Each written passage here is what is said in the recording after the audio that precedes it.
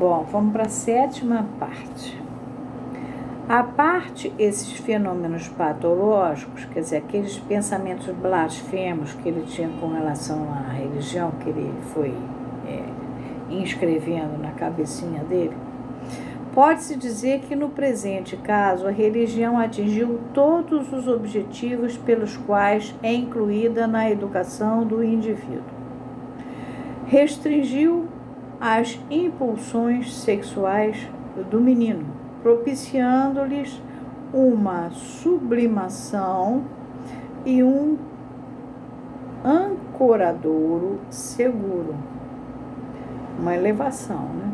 Diminuiu a importância das suas relações familiares e, desse modo, protegeu-o da ameaça do isolamento, dando-lhe acesso à grande comunidade humana. A criança, indomada e cheia de medos, tornou-se sociável, bem comportada e sensível à educação. A principal força motivadora da influência que a religião exerceu sobre ele era a sua identificação com a figura de Cristo, que se estabeleceu com facilidade devido à coincidência da data de seu nascimento. Ele nasceu no Natal, vocês lembram? Ao longo desse caminho, o extravagante amor que tinha pelo pai, que tornara necessária o recalcamento, encontrou finalmente sua forma de sublimação ideal. Como Cristo podia amar seu pai, que agora se chamava Deus, com um fervor do qual procurara em vão libertar-se, enquanto seu pai fora um mortal. O meio pelo qual podia testemunhar esse amor era estabelecido pela religião, sem ser perseguido por aquela sensação de culpa da qual seus sentimentos individuais de amor não conseguiam libertar-se. Assim, era-lhe ainda possível esgotar a sua corrente sexual mais profunda, que já se precipitara na forma de homossexualismo inconsciente, e, ao mesmo tempo, sua impulsão masoquista mais superficial encontrou uma sublimação incomparável, sem muita renúncia, na história da paixão de Cristo, que, por ordem de seu divino Pai e em sua honra, deixara-se maltratar e sacrificar. Assim essa criança interpretou. Foi assim que a religião funcionou nessa criança atormentada pela combinação que proporcionava ao crente de satisfação, de sublimação, de desvio dos processos sensuais para os puramente espirituais e de acesso ao relacionamento social.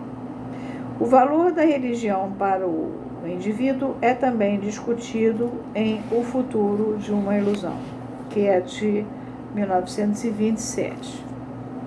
Vale a pena vocês lerem também. A oposição que manifestou de início contra a religião teve 3 diferentes pontos de origem. Para começar, havia de um modo geral sua característica, que já vimos exemplificada, de rechaçar todas as novidades.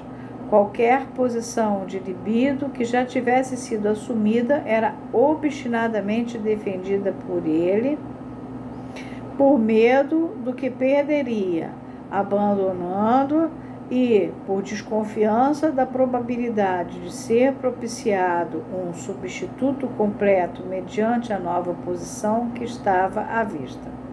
Esta é uma peculiaridade psicológica importante e fundamental que descrevi em meus 3 ensaios sobre a teoria da sexualidade como uma suscetibilidade à fixação. Nota: edição Standard, volume 7.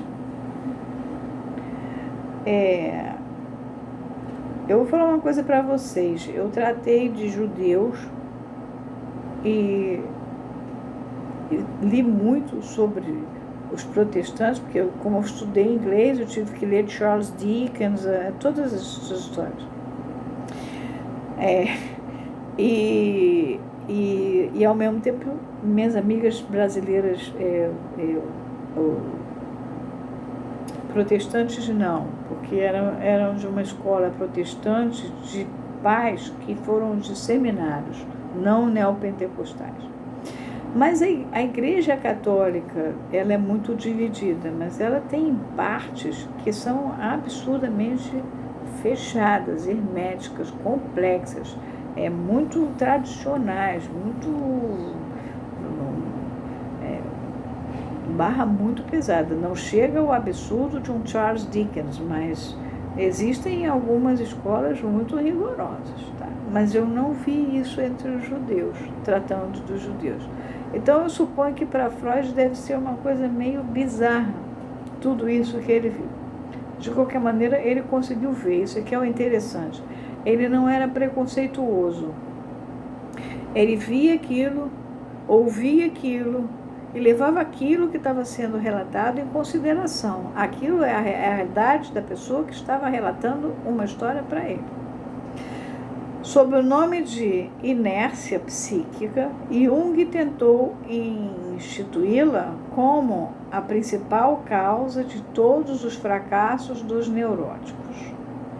Penso que Jung era protestante, né? Penso que ele está errado nesse aspecto, de vez que esse fator tem uma aplicação muito mais geral e desempenha importante papel também na vida dos não neuróticos. Jung atacava profundamente o pai, que era um pastor protestante, e a igreja protestante como um todo. Ele era místico, mas não aceitava a religião. A grande mobilidade ou morosidade das catexias libidinais, bem como de outros tipos de catexias energéticas, são características particulares que se vinculam a muitas pessoas normais, quando Freud está falando, não é por oposição ao patológico, são pessoas saudáveis, e de modo algum a todos os neuróticos, e que, até agora, não foram relacionadas com outras qualidades. São, por assim dizer, como números primos não divisíveis. Sabemos apenas uma coisa, que a mobilidade das catexias mentais mostra uma diminuição surpreendente à medida em que a idade avança. Prestem atenção ao detalhe da matemática, números primos. Já ensinei para vocês antes, Lacan me fez ensinar isso. Isso nos propiciou uma das indicações dos limites dentro dos quais o tratamento psicanalítico é efetivo. Se Lacan me fez falar de número primo, é porque Lacan não está largando Freud de modo algum, hein? Há pessoas, no entanto, que conservam essa plasticidade mental muito além do limite da idade habitual e outras que a perdem prematuramente. Se estas últimas são os neuróticos, estamos diante da desagradável descoberta de que é impossível anular nelas as manifestações que, em circunstâncias aparentemente semelhantes, são facilmente tratáveis em outras pessoas. Ele ainda considera neurótico um doente e não uma estrutura.